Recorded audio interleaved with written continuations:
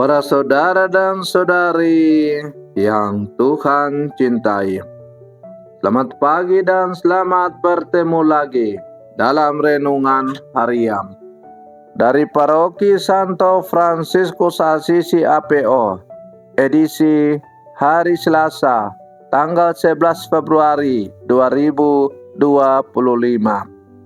Dalam tradisi Gereja Katolik, tanggal 11 Februari dirayakan sebagai Hari Sakit Orang Sedunia.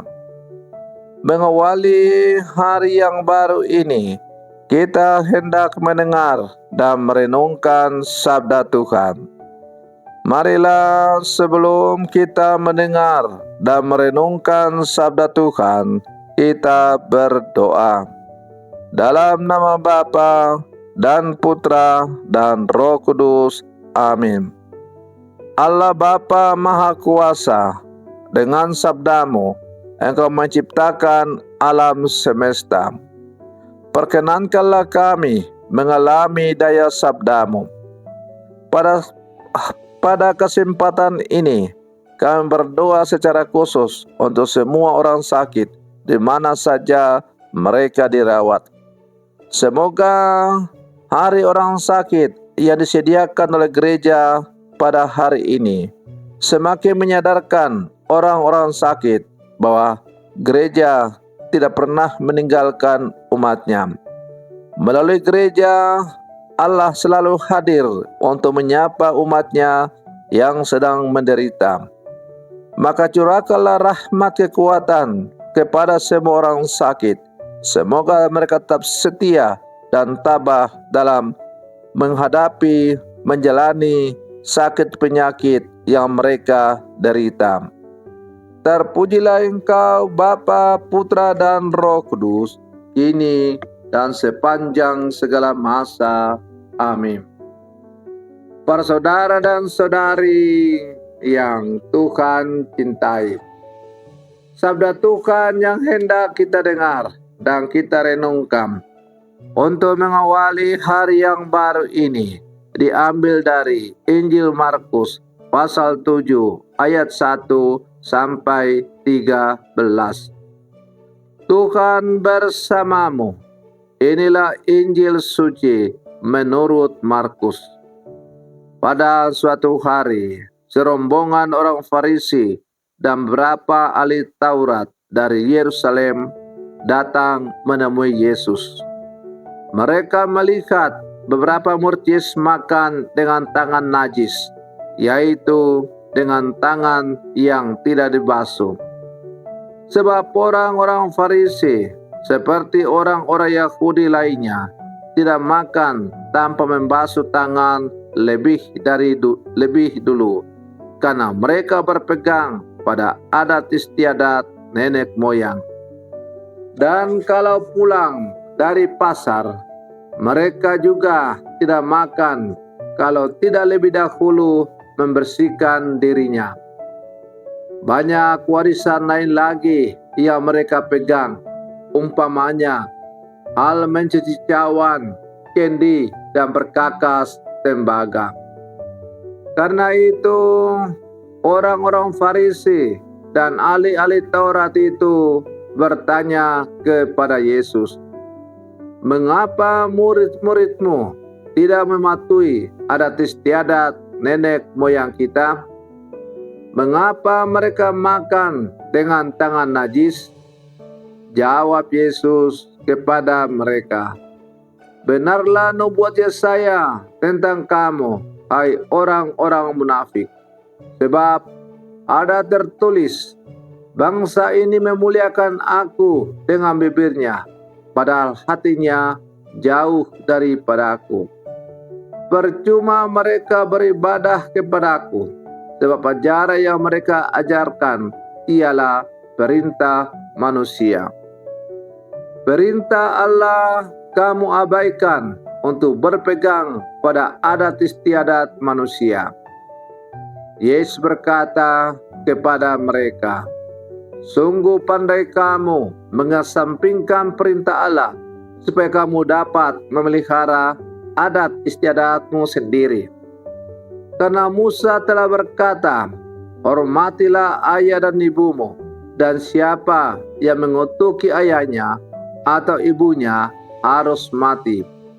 Tetapi kamu berkata, kalau seorang berkata kepada bapa atau ibunya, apa yang ada padaku yang dapat digunakan untuk pemeliharaanmu sudah digunakan untuk kurban, yaitu persembahan kepada Allah. Maka kamu membiarkan dia untuk tidak lagi berbuat sesuatu pun bagi bapa dan ibunya. Dengan demikian, sabda Allah kamu nyatakan tidak berlaku demi adat istiadat yang kamu ikuti itu. Dan banyak hal lain lagi seperti itu yang kamu lakukan. Demikianlah sabda Tuhan. Para saudara dan saudari yang Tuhan cintai, Allah menciptakan manusia menurut gambarnya. Menurut gambar Allah diciptakannya laki-laki dan perempuan, diciptakannya mereka. Allah memberikan kuasa atas ikan-ikan di laut dan burung-burung di udara, dan atas ternak, dan atas seluruh bumi, dan atas segala binatang melata yang merayap di bumi. Betapa sempurna dan mulianya manusia sebagai ciptaan Allah. Namun, justru martabat ini yang sering diinjak-injak sesamanya. Martabat kemanusiaannya dikoyak dan diinjak.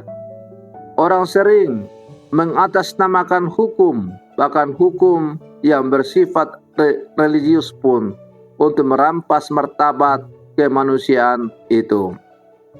Para saudara dan saudari yang Tuhan cintai, dalam bacaan Injil hari ini, Tuhan Yesus mengkritik pedas orang-orang Yahudi yang melaksanakan hukum-hukum agama, tetapi justru mengesampingkan kemanusiaan yang diciptakan Allah menurut gambar dan rupanya.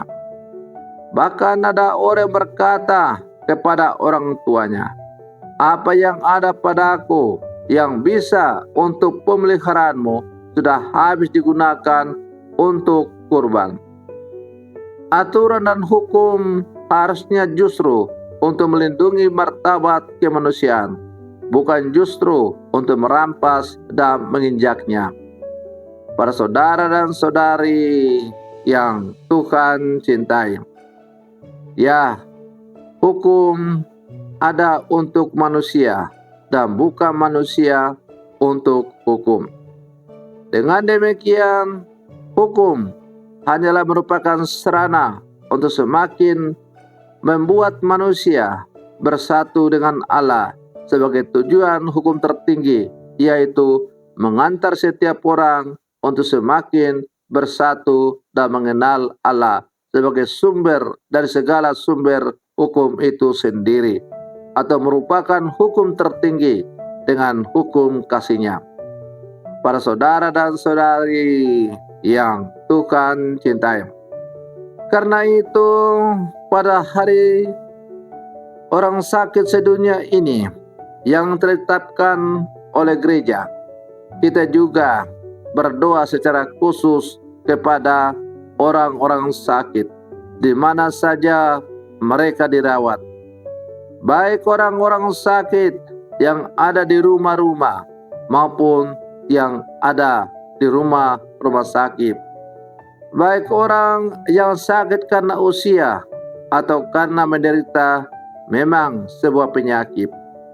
Yakin dan percayalah bahwa Tuhan tidak pernah meninggalkan kalian semua. Bukti bahwa Allah tidak pernah meninggalkan orang yang mengalami keterbatasan karena sakit, maka gereja mempersembahkan satu hari khusus di mana hari itu diperuntukkan untuk mendoakan orang-orang sakit secara khusus. Maka mari kita berdoa secara khusus untuk semua orang sakit. Semoga semua orang sakit sungguh semakin dekat dengan Tuhan, dan pada akhirnya juga semakin merasakan betapa Tuhan sungguh mencintai mereka. Semoga permenungan saya untuk mengawali hari yang baru ini semakin menghantar kita menjadi murid-murid Yesus yang sejati. Selamat pagi, Tuhan Yesus memberkati.